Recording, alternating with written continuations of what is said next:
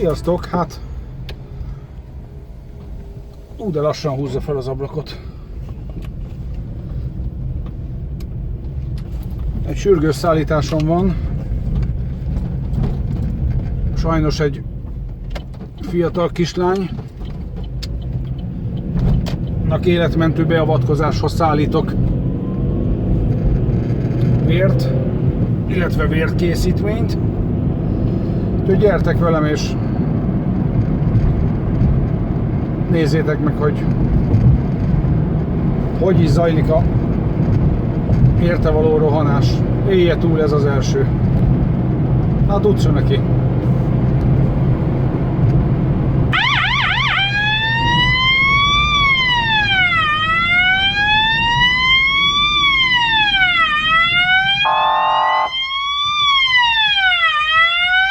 Mit csinálsz? Hát menjél már előrébb te! De fél az autóba.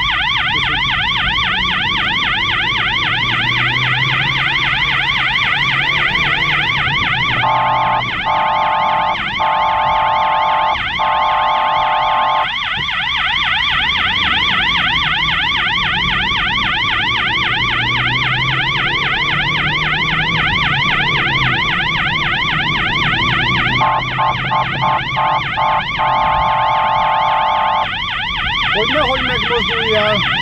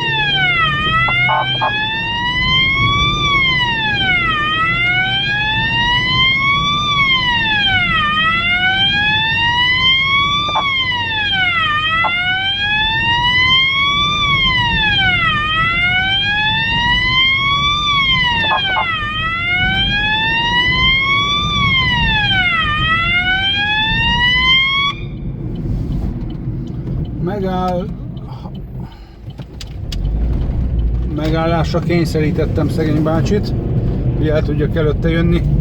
Na hát, fiúk, lányok, hölgyek, urak, megjöttem, úgyhogy rohanok a kis betegért, hogy minél előbb túlélje. Jó egészséget, sziasztok!